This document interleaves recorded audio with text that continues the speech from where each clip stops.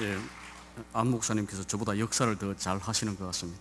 과거를 아주 정확하게 기억을 하셔서 제가 당시 83년에 찍은 사진을 두 장 오늘 드렸는데 거기에 보니까 제가 대학교 2학년 때 서울대 SFC를 시작할 때에 오셔서 도와주시고, 또 제가 그 당시 고학생이었기 때문에 장학금도 주시고 격려해 주셨던 아름다운 기억들이 있습니다. 서영환 집사는 저랑 동향이고, 또 마산에서 성막교회를 같이 다니면서 고등학교를 같이 다녔습니다. 대학교도 같이 다녔습니다. 그런 인연이 있습니다. 오늘 제 설교는 기억하라, 생각하라, 물으라. 기독교 신앙의 핵심은 기억입니다. 다른 종교와 달라 하나님께서는 역사적 하나님이시고, 예수님께서는 역사에 들어오셨고, 우리 이 지역 시 공간 속에서 하나님의 나라를 만드는 것이 우리 기독교입니다. 과거에 하나님께서 하신 일에 대한 기억과 신앙 공동체의 기록이 성경이 되었습니다. 여러 세대가 경험한 하나님의 일하심을 곰곰이 생각하여 정리한 것이 신학입니다. 그 의미를 현재에 알려주는 것이 역사입니다. 부모는 한 가정의 역사가요, 교회 지도자는 그 교회의 역사를 후 세대에게 설명해야 하고, 자녀들은 부모에게 물어야 합니다. 성경과 신학과 역사가 만나고 우리의 과거와 현재와 종말이 만나는 자리가 오늘 우리 예배 시간입니다. 성경을 보면 주님은 어제도 계셨고 오늘도 계시고 그 다음에 내일도 계시고가 아니고 앞으로 오실 것이다, 오실 분이다 라고 소개되어 있죠. 많은 종교의 신은 어제, 오늘, 내일 변하지 아니하고 가만히 있는 신입니다. 그래서 손뼉을 치고 종을 쳐서 깨워야만 나오는 신이죠. 정멸 속에, 고요 속에, 무의 세계 속에 있는 신입니다. 그러나 우리가 믿는 하나님은 잠자는 신이 아니죠. 천지를 창조하셨고 이집트 노예들을 구원하시고 신의 산에서 율법을 주신 분입니다. 온 인류를 구원하기 위해서 자신을 비워 성육신하여 2000년 전 팔레스틴 땅에 오셔서 우리의 고난을 직접 체험하셨습니다. 우리의 죄와 고난을 위하여 십자가에 죽으셨습니다.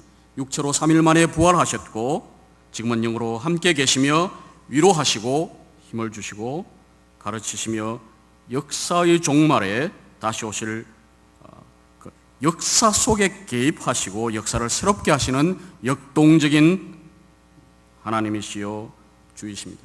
그런 살아계신 예수 그리스도를 믿고 고백하는 이들이 모인 공동체가 교회입니다.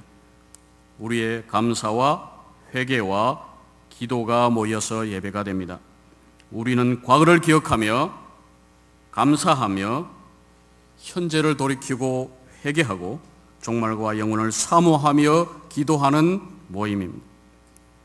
어제 우리와 함께 하셨던 하나님을 기억하는 믿음으로 오늘 계시는 하나님 앞에서 회개하고 하나님과 이웃을 사랑하며 다시 오실 그리스도를 사모하고 기대하는 소망 속에 사는 자가 그리스도인입니다. 그러나 인간은 아주 쉽게 망각하는 존재입니다. 그래서 성경은 오늘 우리에게 기억하라, 생각하라, 과거에 대해서 묻고 연구하고 공부하라고 명령하고 있습니다. 기억에는 크게 두 가지 의미가 있다고 생각하는데요. 이 본문 속에 있는 기억하라의 그 히브리어는 자카르입니다.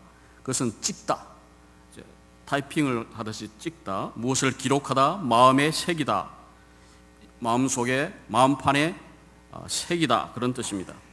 또 기억하다라는 말은 결국 추억하다, 또 성경에 권념하다, 기념하다, 생각하다, 진술하다, 기록하다, 역사가가 되다의 뜻을 가지는 단어로서 과거에는 돌판에 새겼지만 요즘 컴퓨터판에 찍거나 마음판에 세이브하는 것입니다. 지나간 중요한 사건을 망각하지 않으려고 우리는 그 사건이 발생한 장소에 기념비를 세웁니다. 그 기념비를 통해서 내 마음에 신비를 세우고 과거 사건의 의미를 오늘에 되새기고 미래의 방향을 모색합니다. 그 마음속에 돌 기둥이 없는 사람, 마음판에 새겨진 기억이 없는 사람, 되새길 기억되는 역사가 없는 공동체가 바로 시편 1편에 말하는 바람에 날리는 개와 같은 존재들이죠. 세상의 유행과 흐름에 따라, 대세에 따라서 불려다니다가 불 속에 태워져 허무하게 사라지는 존재입니다. 치매라는 병이 참 무서운 것을 우리가 압니다. 치매에 걸린 교회, 기억상실의 교회, 역사가 없는 교회는 그런 치명적인 병에 걸린 교회입니다. 어제를 기억하고 상고하고 재해석하지 않는 교회는 자기가 누구인지 모르는 병에 걸려서 어디로 왔어, 어디에서 와서 어디로 가는지 모르는 존재가 됩니다. 기억의 두 번째 뜻은 기억은 바꿀 수 있다는 것입니다. 우리가 시간 속에서 과거, 현재, 미래가 있다면 여러분이 바꿀 수 있는 것은 무엇이라고 생각하십니까? 현재는 순간적으로 지나갑니다. 미래는 우리가 아직 다가오지 않았기 때문에 우리의 손에 있는 것이 아니죠. 바꿀 수 있는 것은 과거입니다. 많은 사람들이 과거는 흘러가 버렸기 때문에 어쩔 수 없다고 생각하는데 그렇지 않고 오직 우리가 할 수 있는 것은 과거를 바꾸는 것이죠. 미래는 하나님의 손 안에 있기 때문에, 하나님의 섭리 속에 있기 때문에 믿음 속에서 그것을 믿고 나아가면 됩니다. 현재는 과거가 되죠. 과거는 우리가 재해석하고 기억하고 그것을 새롭게 이해할 수 있는 유일한 시간입니다. 우리의 과거와 현재는 기억 속에 있고 미래는 우리의 기대 속에 있습니다. 그래서 과거, 현재, 미래 가운데 우리가 바꿀 수 있는 것은 과거뿐입니다. 과거를 바로잡을 때 현재와 미래가 바로 됩니다. 그래서 역사의 청산이라는 말이 중요하게 되는 것이죠. 과거를 바로잡는 것을 우리 기독교에서는 회개라고 합니다. 회개한다. 개인적 회개가 있고 사회적 회개가 있고 우리 교회 공동체의 공동체적 회개가 있습니다. 그것을 모여서 구약 전체에서는 공동회개라. 내가 공동체 속에 속해 있기 때문에 내가 범한 범죄가 아니라도 우리 전체 민족, 우리 전체 교회가 범한 범죄는 내 책임이고 그 과거에 내 조상이 했던 범죄까지도 내가 책임지는, 내가 바꿀 수 있는, 내가 회개할 수 있는 부분입니다. 기억을 청소해야 됩니다. 기억을 청산해야 됩니다. 과거를 청산하고 재해석하지 않으면 우리에게는 미래가 없습니다. 그래서 우리는 이런 종교개혁 기념주일, 과거를 기억하면서 현재를 돌아보고 과거를 새롭게 재해석하면서 회개하는 시간을 가지는 것이죠. 자, 그러면 무엇을 기억하고 무엇을 기록할 것인가? 여러분은 어떤 일들을 기억하십니까? 우리의 기억 속에 깊이 박혀 있는 것들은 대개 우리의 뼈아픈 실수들이죠. 또 아주 의미 있었던 일, 소중한 추억들이죠. 무엇이 중요한가는 사실 사람마다 다르죠. 보는 관점과 역사관에 따라서 다를 수밖에 없습니다. 한 사건을 직접 목격한 기자마다 다르게 보도를 합니다. 복음서도 공간복음서 3가지가 있고 또 요한복음이 있죠. 마찬가지로 다양한 역사서가 있습니다. 그래서 그 기억들이 서로 경쟁을 합니다. 기억들이 논쟁을 합니다. 서로 해석하려고 합니다. 새로운 기억을 만들려고 합니다. 그런데 오늘 말씀을 보면 어떤 것을 기억하라, 또 어떤 일이 기억되는가, 성경 전체를 보면 대개 고난의 역사를 기억하라고 되어 있습니다. 10절 말씀을 보니 황무지에서 짐승이 울부짖던 사막 광야에서 고생하던 시절에 라고 되어 있죠. 11절 말씀을 보면 또 마치 어미 독수리가 어린 새끼 독수리들을 날개하기 위해서 훈련을 시키던 그런 시절, 절벽에서 떨어뜨려서 날개에 근육이 생기도록 훈련시키던 시절을 기억하라. 고생하던 시절이죠. 가난한 시절이었습니다. 그 어린 독수리는 추락하면서 날개짓을 하고 어미 날개에 얹혀서 다시 절벽 위로 올라가서 다시 어미는 또 떨어뜨립니다. 추락하면서 날개가 생기는 것이죠. 그 이 유명한 독수리 날개 구절입니다. 하나님께서 우리를 광야에서 어려운 시절에 어린 독수리처럼 우리를 훈련시키시고 연습을 시키셔서 날개가 생기도록 하셨던 바로 그 고난의 시절을 기억하라. 그런데 우리는 쉽게 그 고생한 시절, 잘못했던 일, 부끄러운 일들을 잊어버리고 싶습니다. 올챙이 시절을 잊어버리고 싶은 것이죠. 그러나 단순히 고생했다는 것을 기억하라는 것이 아니라 10절 말씀을 보면 후반절에 광야에서 만나시고 호위하시며 보호하시며 자기의 눈동자같이 지키셨다 라고 해서 우리의 고난과 실패 중에 보호하시고 살려주신 하나님의 은혜를 잊지 말라 라고 합니다. 우리가 지난 20-30년 동안 텔레비전을 통해서 많은 청문회를 보았습니다. 많은 부패하고 비겁한 지도자들이 청문회에 나와서 과거 범죄나 실수에 대해서 질문하면 늘 하는 말이 있었죠. 뭡니까? 잘 기억이 나지 않는데요. 구렁이 당 넘어가듯이 변명을 했습니다. 한국 사회는 깨끗한 청산이나 단호한 처벌이 없었기 때문에 그래서 오늘날까지 불법과 거짓말과 사기와 무고와 탈법과 횡령이 횡행하고 있습니다. 사실 우리에게는 특별히 내세울 만한 영광스러운 역사가 별로 없죠. 다만 우리의 죄와 허물에도 불구하고 구원해 주신, 살려주신 하나님께 겸손히 감사할 뿐입니다. 제 전공은 한국교회사인데요. 약 30년 정도 공부를 했습니다. 그래서 오늘 기억하라. 한국교회사에서 무엇을 기억할 것인가? 얼마 전에 한 후배가 저에게 질문을 했어요. 역사를 하면 어떤 유익이 있습니까? 저는 바로 답할 수 있었습니다. 역사를 공부하면 겸손해집니다. 다양한 사건들 속에서 다양하게 살았던 사람들을 보면서 나와 다르게 살 수 있었던 사람들, 나와 정말 다르게 살았던 사람들을 보면 내가 사는 삶만이 옳은 것이 아니고 A, B, C, D 여러 가지 다양한 사람들이 다 하나님의 쓰임을 받았고 헌신했고 나름대로 하나님 나라를 위해서 수고했던 사람들이 그들의 그 헌신을 보기 때문에 혹은 그 다양한 역사 속에서 상황 속에서 잘못을 했던 것을 보기 때문에 나도 얼마든지 잘못할 수 있고 나도 얼마든지 틀릴 수 있기 때문에 역사는 우리로 하여금 겸손하게 만드는 것입니다. 그래서 과거를 기억하는 사람들은 겸손하게 될 수 있습니다. 한국교회사를 공부하면 할수록 저는 한국교회는 별 볼 일 없는 것이라 별별 없는 교회라고 생각합니다.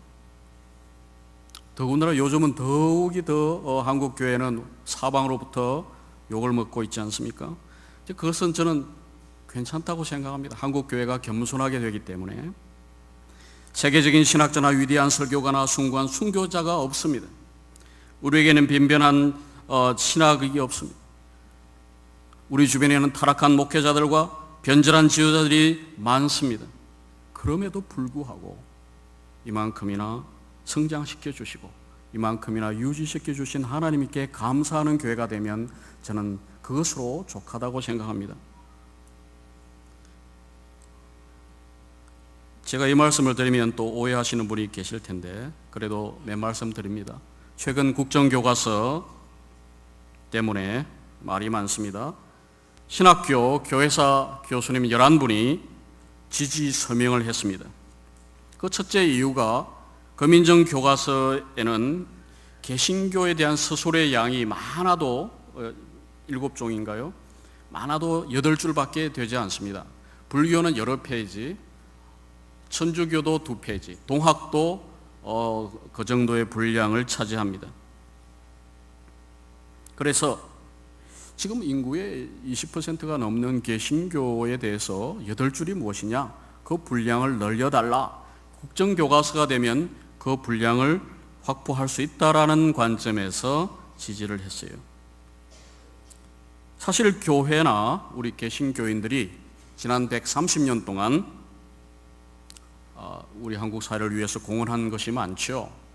개화기 때 근대 문명을 도입하고 일제시대에 항일 독립운동을 했으며 해방 후에 건국과 전쟁 당시 구호활동, 또 박정희 시대의 경제 개발을 위해서 또 새마을운동을 통해서 한국교회는 열심히 일했습니다. 80년대 민주화운동은 또 얼마나 치열하게 싸웠습니까? 90년대 통일운동을 위해서 많은 교회가 북한을 위해서 기도하며 물질로 도왔습니다.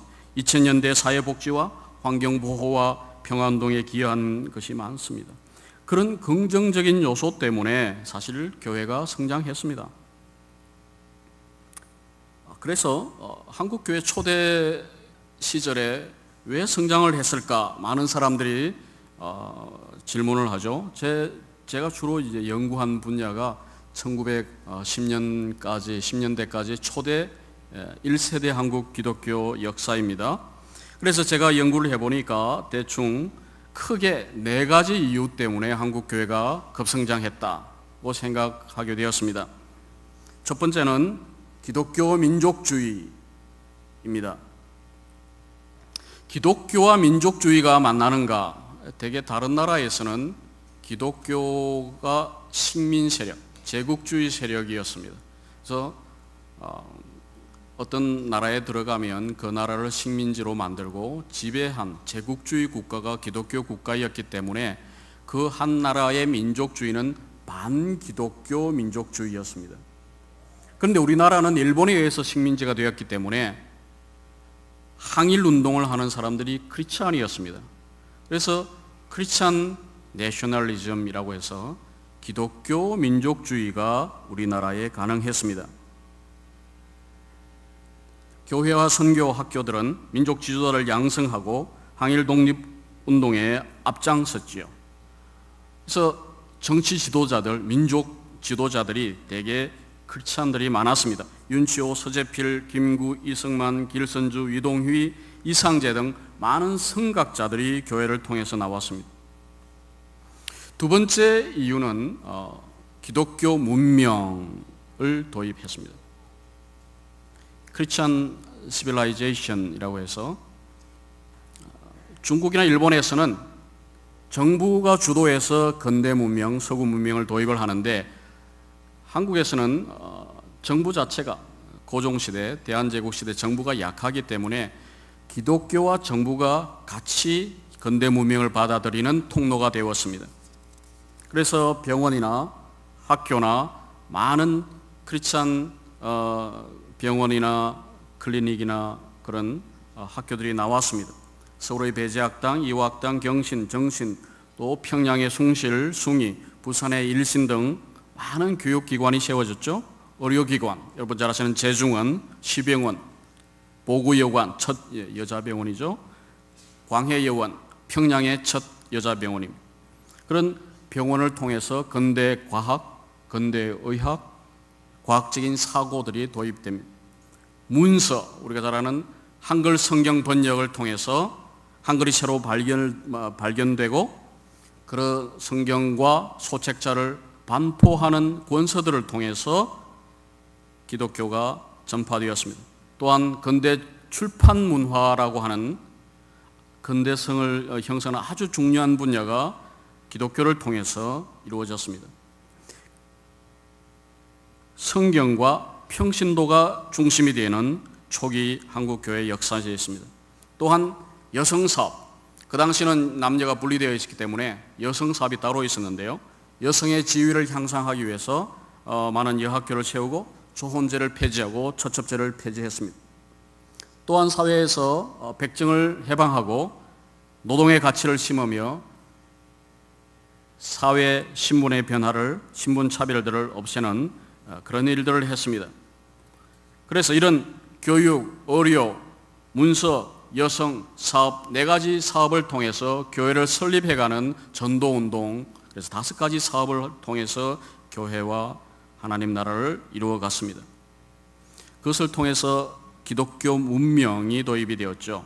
세 번째로 기독교의 정체성을 보존하면서 또한 한국 전통 문화 속에서 좋은 점들을 받아들이는 토착화를 이루어내었습니다. 500년 전 루트나 525년 전 칼빈과 달리 한국 개신교는 전통 기존 종교들이 있는 속에서 들어와서 소수로 출발을 했습니다.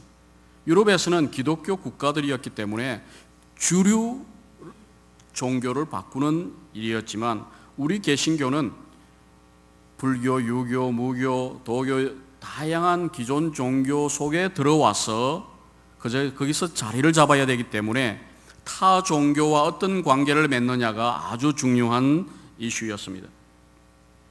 그래서 완전 무시하거나 타 종교를 파괴하는 태도로는 전도가 되지가 않죠. 또한 그것을 무비판적으로 받아들이면 기독교의 정체성을 상실하게 되는 것이죠. 예수님께서 마태복음 5장 10절에 내가 율법과 선지자를 폐하러 온 것이 아니라 성취하러, 완성하러 왔다라고 하신 그 말씀처럼 우리 개신교는 한국 땅에서 타 종교들을 깡그리 파괴하는 종교로 온 것이 아니고 그 속에 좋은 점들을 성취하고 완성하는 종교로서 그런 태도를 보였습니다. 그래서 예를 들면 샤머니즘이 믿는 최고신인 하느님을 하나님으로 기독교 신으로 새로운 용어로 만들었습니다.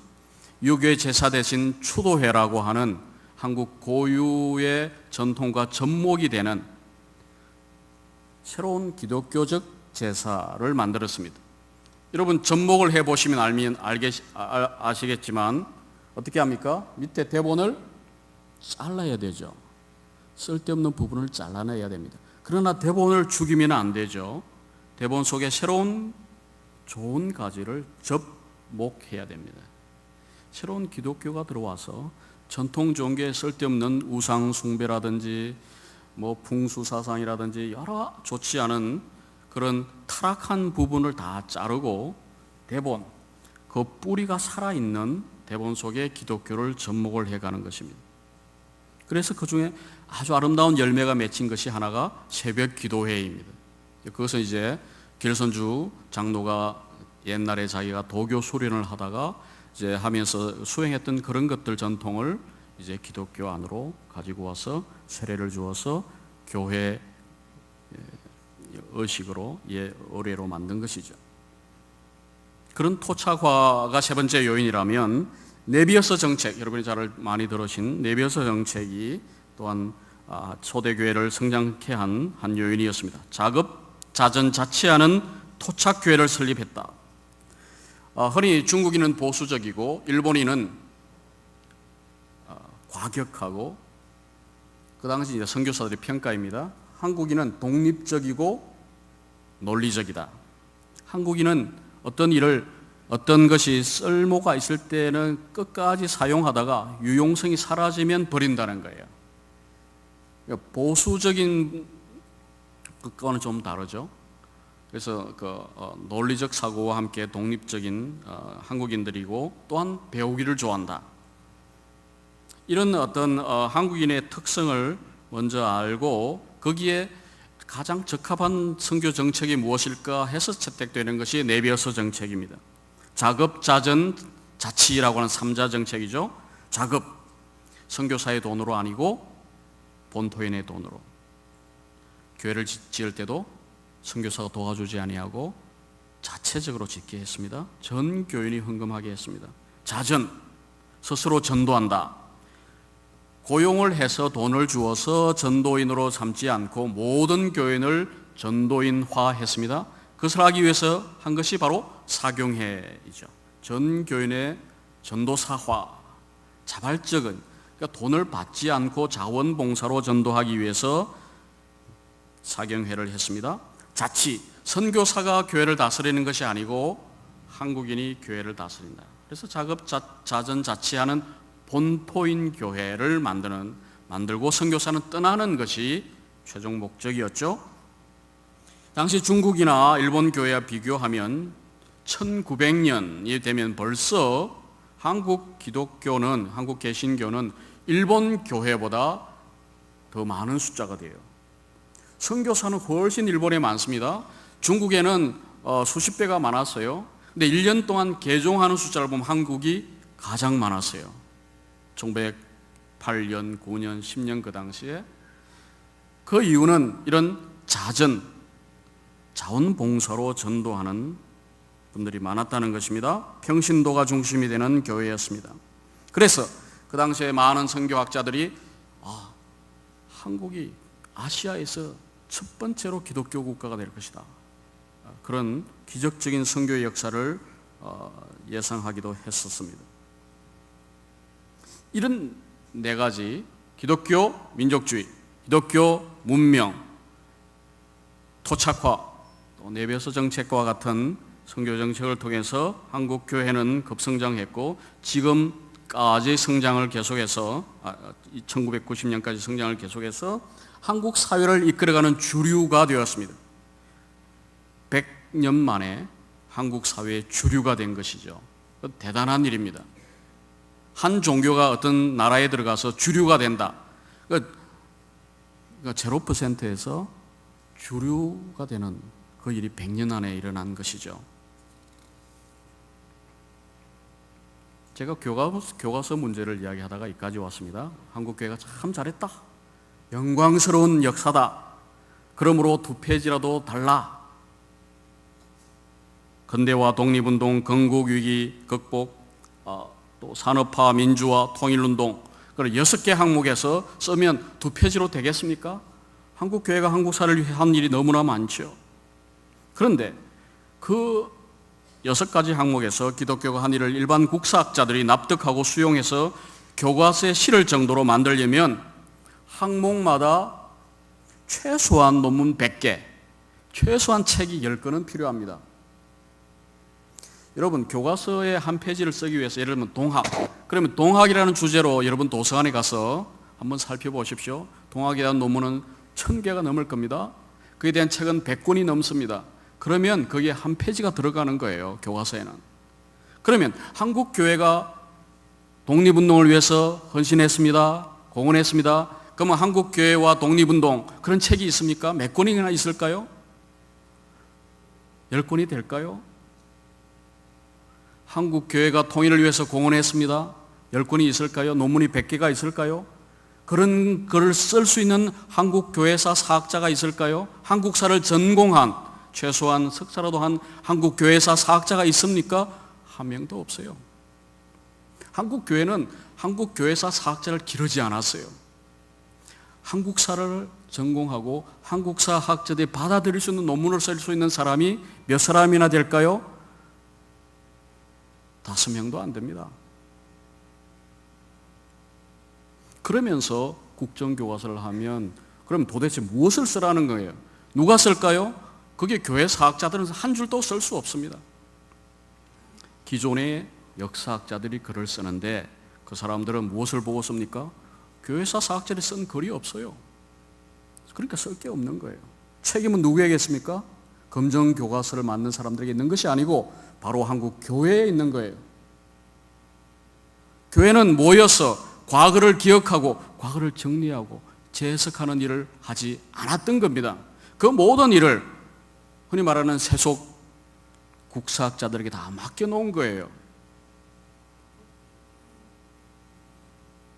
후세대가 한국사에서 한국교회가 한 일이 무엇인가 구체적으로 물으면 답할 수 있는 교회 사학자가 거의 없다는 사실이에요.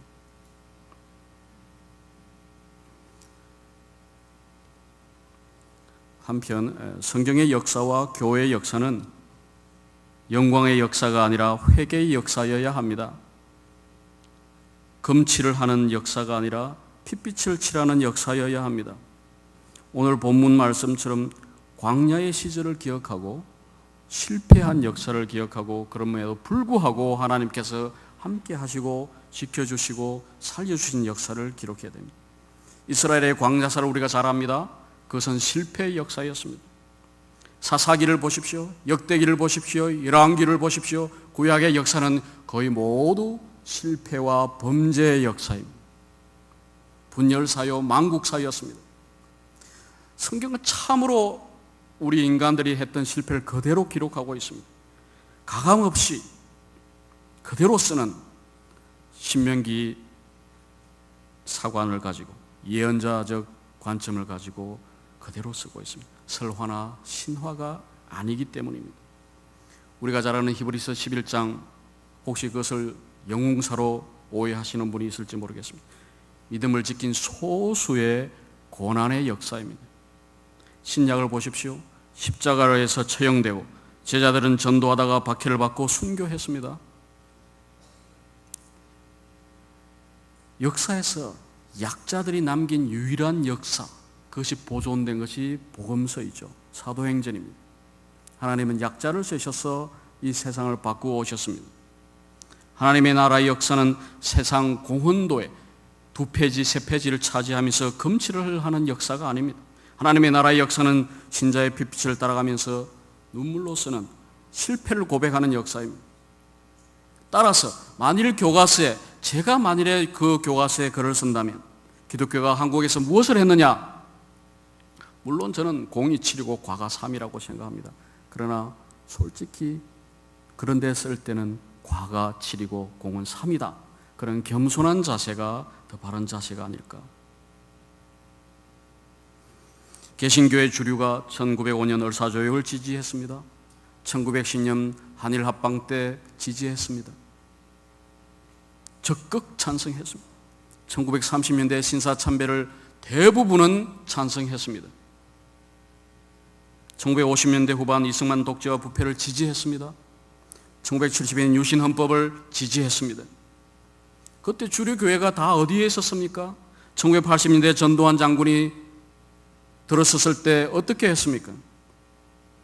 축복하며 지지했습니다. 그러면 그런 역사를 반성적으로 써야 되지 않겠습니까? 우리가 잘못했습니다. 실패와 범죄의 역사를 그대로 기록해서 후대에 경고하는 것이 교회사여야 합니다.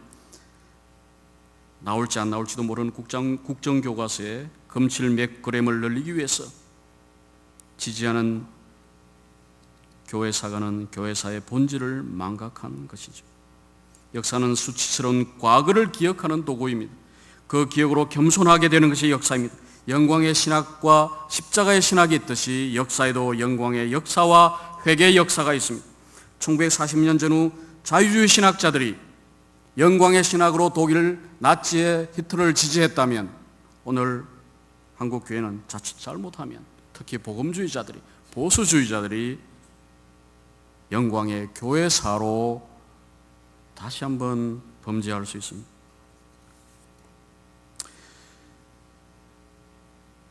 세 번째, 생각하라. 두 번째죠. 이렇게 생각하라. 7절에 보면 역사의 연대를 생각하라. 역사의 연대기 여러 세대를 기억하라는 뜻도 되고요.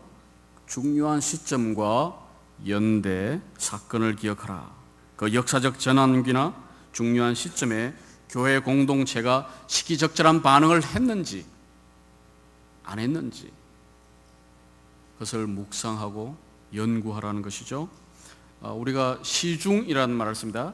시기적절한 타이밍을 잘 맞추어서 어떤 일을 행하는 것을 시중이라고 합니다. 타이밍이 맞지 않으면 그것이 바른 행동이 되지 않을 때가 많죠. 교회가 시중에 맞게끔 어떤 행동을 했는가, 그것을 묵상하라, 또 해석하라, 그런 뜻입니다. 예수님께서 십자가에 돌아가셨습니다. 그건 역사적 팩트, 사실이죠. 그런데 바울은 그것을 가지고 주께서 나의 죄를 대신하여 돌아가셨다라고 거기에 해석을 했습니다. 나와 그리스도의 사건이 어떤 관계가 있는지 그것을 연결을 시킨 것이죠. 역사적 사실이 있습니다. 그것을 해석하는 관점이 있습니다. 우리는 그 해석의 관점을 찾아야 되는 것이죠. 예수의 그리스도의 죽음과 내가 무슨 상관이 있는가를 해석을 해야 되는 것입니다. 나의 죄를 위한 대속적 죽음이었다고 고백하는 그것이 믿음이요, 그것이 신학으로 가는 것이죠. 그래서 생각하라, 과거 사건의 현재 의미를 발견하라는 것입니다. 오늘 종교개혁 498주년입니다. 2년 빠지는 500주년입니다. 모든 역사가들이 종교개혁 500주년을 위해서 온갖 연구를 하고 발표를 합니다. 그런데 개혁주의를 기념한다는 뜻은 단순히 과거 일을 기억하는 것이 아니라 개혁교회는 늘 개혁된다라는 말씀처럼 오늘 그 의미가 무엇인가? 오늘 한국 교회를 어떻게 개혁할 것인가? 개혁할 점이 무엇인가? 개혁의 지금 현재 우리 교회를 개혁하기 위한 대안들은 무엇인가? 그것을 찾는 것이죠. 개혁이란 말의 문자적인 뜻은 가죽을 바꾼다는 뜻입니다. 짐승 생가죽 원피를 가죽 제품으로 만드는 과정이 개혁입니다. 종교개혁이란 과거 종교를 죽였어, 피를 흘렸어, 그 껍질을 다 벗겼어, 물에 담그고 담금질을 하고 두드리고 펴고, 그래서 하나님께서 쓰실 만한 가죽으로 만들어내는 작업이에요. 가죽 피가 가죽 혁이 되는 과정이죠. 희생 동물이 필요합니다. 역사는 헌신하는 피 값으로 이루어집니다. 희생한 그 피의 무게만큼 역사가 진행이 됩니다. 무죄한 이들의 피의 숙청으로 무죄한 자들을 피의 숙청으로 제거하는 정권은 망하지만 자유와 평등의 가치를 위해서 자발적으로 희생한 피가 많은 그 나라는 영원히 갑니다. 여러분, 1950년 6.25가 일어났죠. 얼마나 죽었습니까? 얼마나 피를 흘렸습니까? 북한 인민군 40만, 민간인 110만, 소련군 1000명, 중공군 16만, 다 합하면 166만 명이 죽었습니다. 공산주의를 위해서. 남한의 자유민주주의를 지키기 위해서 얼마나 죽었을까요? 국군 28만, 민간인 69만, 미군과 유엔 참여군 5만, 다 합하면 102만 명 이상이 죽었습니다. 166만 명이 죽었습니다. 102만 명이 죽었습니다. 그러니 그 피값으로 북한과 남한이 유지되고 있는 거예요. 독일은 내전이 없었기 때문에 통일을 했습니다. 베트남은 전쟁을 통해서 통일을 했습니다. 한국은 내전을 하고도 남북한 양쪽이 모두 그 피를 흘리고 분단을 했기 때문에 참으로 통일이 어려운 거예요. 쉽게 통일되지 않습니다. 분단은 계속됩니다. 피가 피를 부릅니다.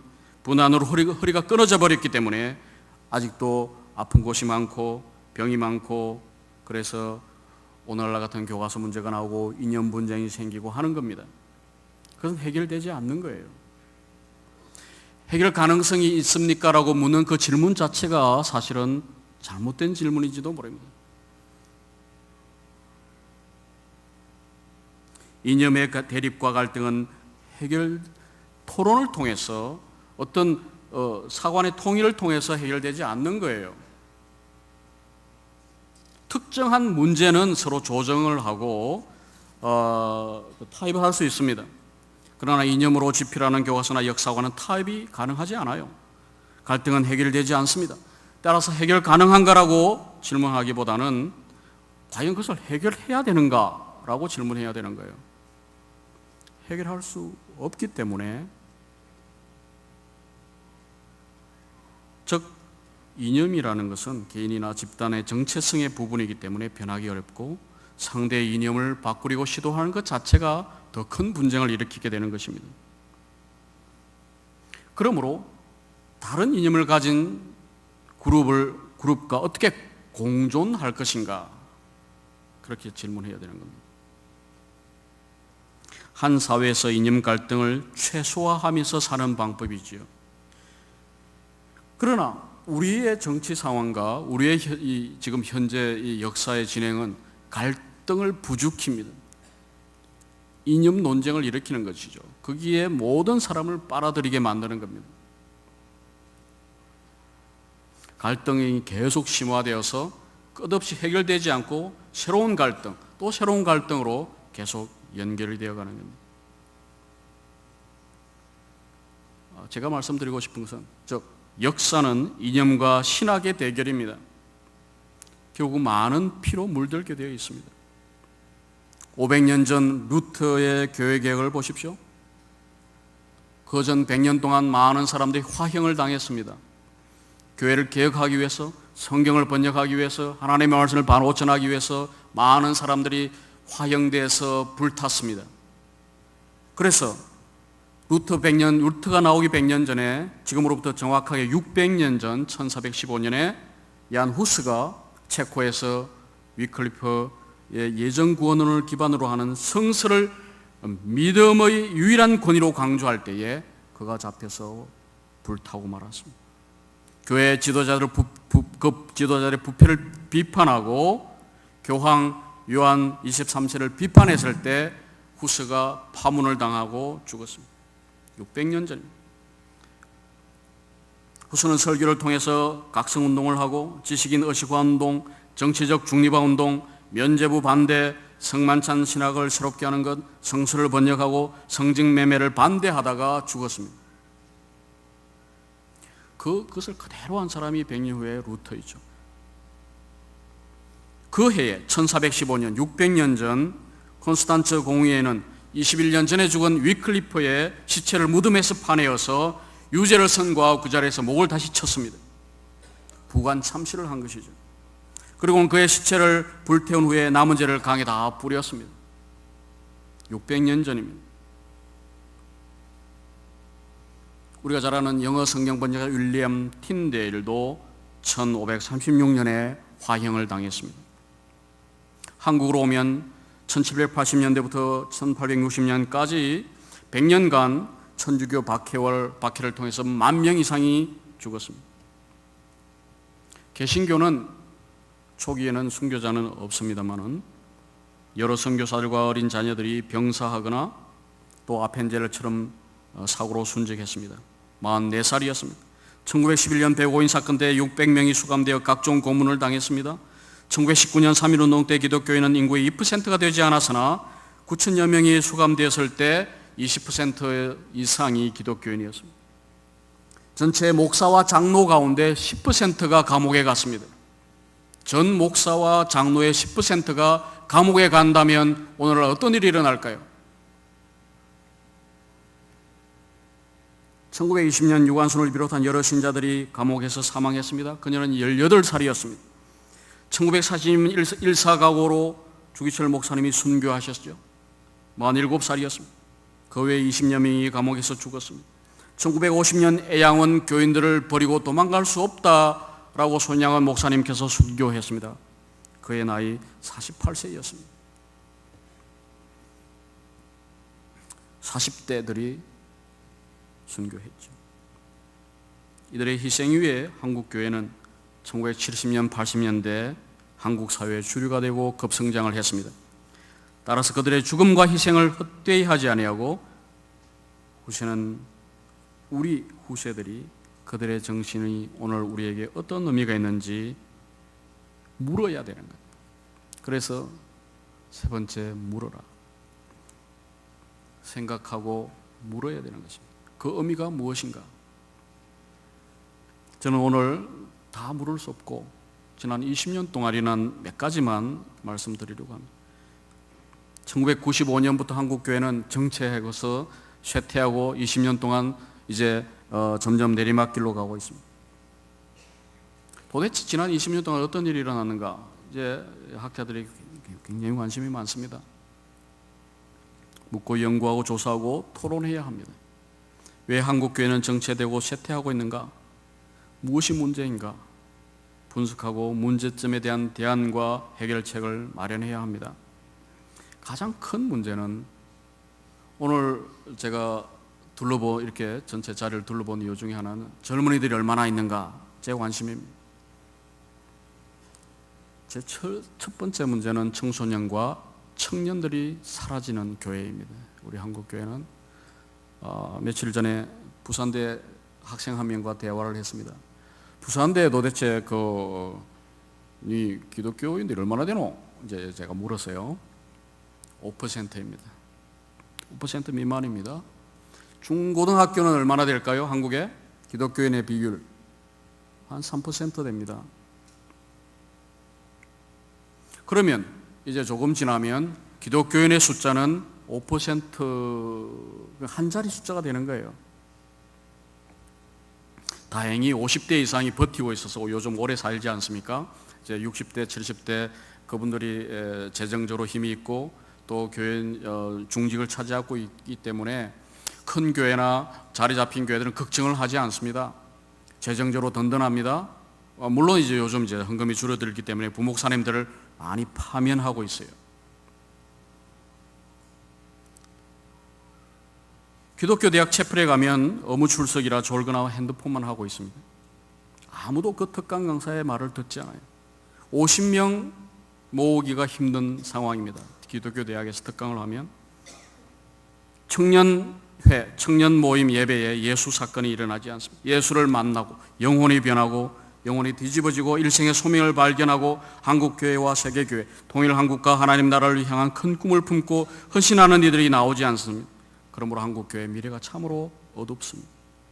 찬양만 부르고 10분 설교 듣고 커피 마시고 교제하고 그러고 많은 청년부라면 그 뭐하러 모이겠습니까? 똑똑한 아이들이 가지 않습니다. 한국 개신교인 숫자는 한때 1200만이었습니다. 지금은 800만이라고 합니다. 그런데 제가 여러 소설을 통해서 또 보니까 교회를 나가지 않는 가나안 성도가 100만이 넘습니다. 그래서 실제 출석 교인은 500만이에요. 그 중에 150만이 이단에 속해 있습니다. 그러므로 실제 한국 개신교회는 얼마냐? 350만입니다. 그럼 그 중에 청소년, 어린이가 얼마나 될까요?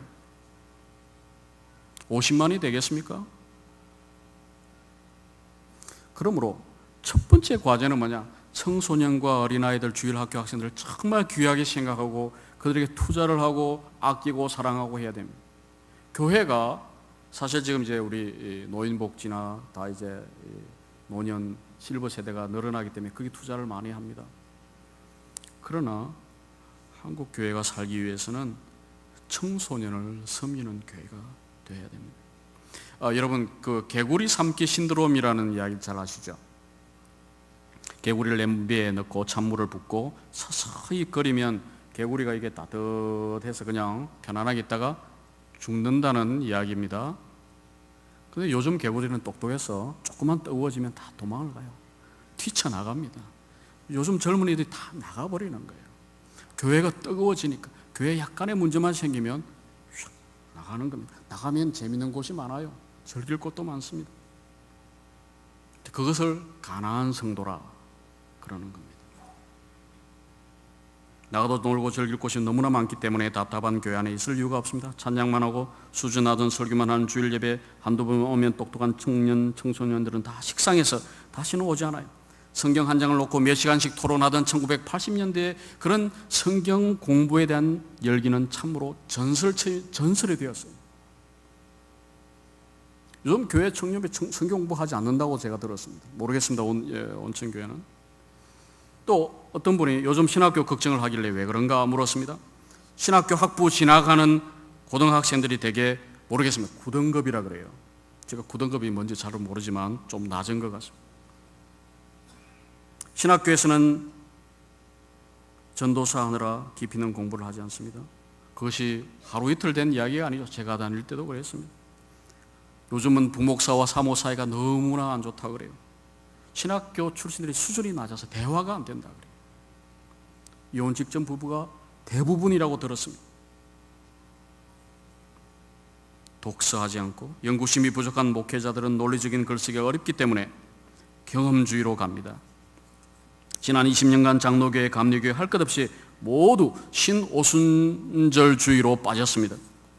과거 오순절주의는 방언과 성령 세례를 강조했지만 신오순절주의는 치유, 영적 전쟁, 축기, 물질적 축복, 세속적 성공, 개인의 성취를 강조합니다. 우리 사회가 신자유주의 경제체제이기 때문에 그 경쟁 속에서 성공하고 살아남기 위해서는 비전, 철저한 자기 관리, 스펙을 늘리기, 몸값 높이기, 그리고 성령의 힘을 이용해서 자기가 이 경쟁 사회 속에서 살아남고 자기의 꿈을 성취하도록 그런 힘을 불어넣어주는 목회, 위로하고 임파워먼트, 힘을 불어넣는 목회들을 하고 있는 것입니다. 그것이 청년 목회의 지금 핵심이에요. 그런 교회 성장 위주의 경험주의와 신오순절주의의 번영신학은 어떤 결과를 낳았냐면 혼합주의를 낳았습니다. 역사 왜곡과 설교 표절을 통해서라도 감동을 주고 은혜를 주는 설교를 하도록 만들었습니다. 뭐로 가도 서울만 가면 된다. 그것이 90년대에 성행을 했습니다. 수단 방법을 가리지 아니하고 교회 성장만 하면 된다는 사고방식이었습니다. 그래서 첫 번째가 나온 것이 혼합주의죠. 3년 전 한 조사에 의하면 개신교인의 45%가 재림을 믿지 않습니다. 40%가 지옥을 믿지 않습니다. 33%가 유일하신 하나님을 믿지 않습니다. 여러 신을 믿습니다. 30%가 타종교에도 구원이 있다고 믿습니다. 이것은 제가 조사한 게 아니고 아주 그 신빙성 있는 교회 기관에서 한국 개신교인을 조사한 거예요. 30%가 결혼할 때 사주궁합을 보고 점을 치러 다닙니다. 묘자리 풍수를 믿습니다. 20%가 제사를 지냅니다. 20%가 불교의 윤회를 믿고 있습니다. 그런 것이 한국 개신교인이에요. 3분의 1 이상이 적당히 믿는 사람들로 있는. 그러면서 그들의 주된 관심은 뭐냐? 15절 오늘의 말씀, 여수룬이 살이 찜해, 여수룬이 배가 부르매, 배에 기름이 차니 하나님을 발로 찼더라. 광야 시절, 어려운 시절을 그때는 하나님을 찾았습니다. 살찌고 비대하고 윤택하자 잡신을 섬기고 가나안에 안주하는 가난한 시민이 되었습니다. 목사들은 감동을 주고 은혜가 되는 설교를 합니다. 그래서 그것이 사실이든 아니든 상관이 없어요. 왜곡이든 아니든. 예를 들면 언더우드의 기도라는 것이 있죠. 그것은 소설에 나오는 한 장면이에요. 언더우드가 쓴 것이 아닙니다. 근데 교회는 그것이 정말 언더우드가 쓴 것으로 생각을 하고 작곡도 하고 비디오도 만들고 그래서 그것을 전파하면서 은혜를 받고 감동을 받았습니다. 또 한국교회 대부분의 설교는 매주 주일날 설교의 대부분 절반 정도는 남의 설교집을 뺏긴 거예요. 설교 표절이 아주 심합니다. 그 논문, 박사 논문, 석사 논문 표절은 말할 것도 없죠. 설교는 더 심한 겁니다. 아마 목회학 박사 논문이 한 2,000편이 넘을 텐데요. 지금까지 아마 그 절반 이상은 표절일 것입니다. 그렇게 하고 목회학 박사 해서 설교하고 있는 거예요. 그래서 나온 말이 뭡니까? 꿩 잡는 게 매다. 이 꿩이 뭡니까? 교회를 키우는 거고 대형 교회를 만든 겁니다. 한국 교회는 매들이 몇 명이 있습니다. 많이 있었습니다.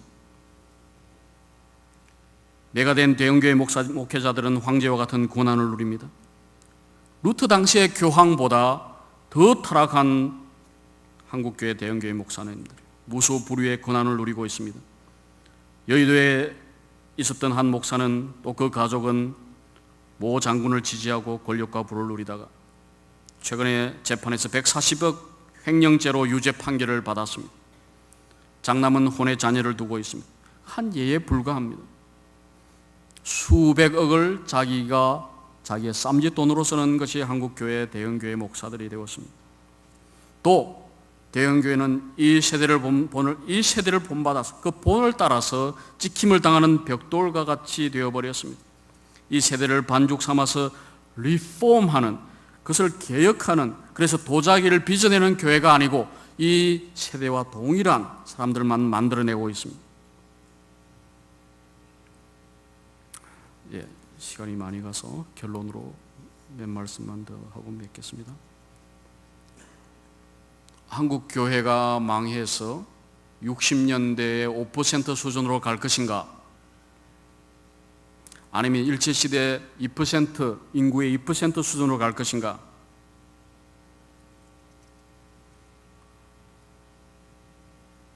루트는 천년된 타락할 대로 타락한 교회를 개혁했습니다.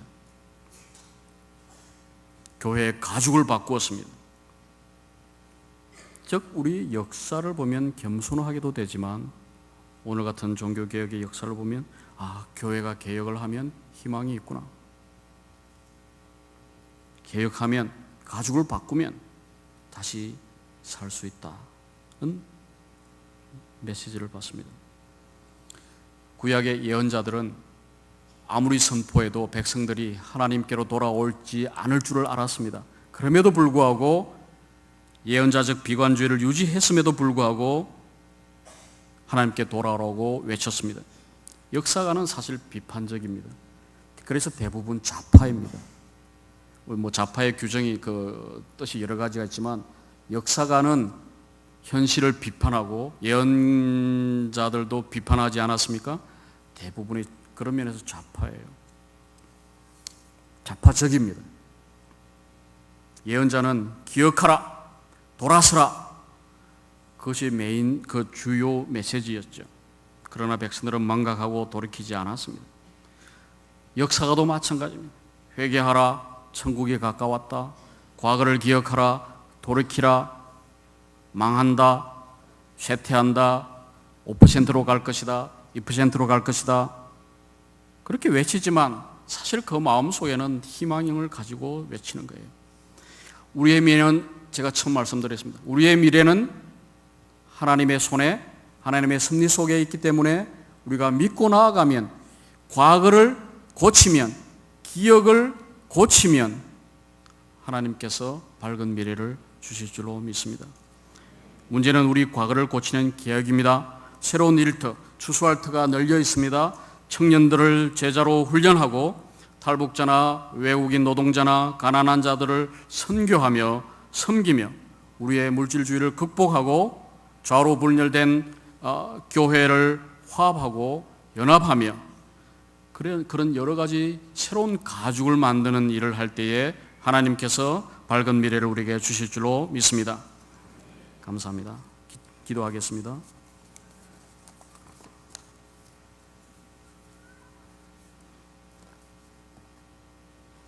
주님, 저희들에게 기억할 수 있도록 도와주시옵소서. 과거를 생각하고 해석할 수 있는 힘을 주시옵소서. 그리고 우리에게 지나간 과거의 의미를 물으며 현재 그것을 적용할 수 있는 힘을 또한 허락하여 주시옵소서. 그래야 우리 한국교회를 위해서 저희들이 연구하며 대안을 모색하며 새로운 개혁의 방향을 찾아내는 하나님의 사람들이 되게 하여 주시옵소서. 예수님의 이름으로 기도합니다.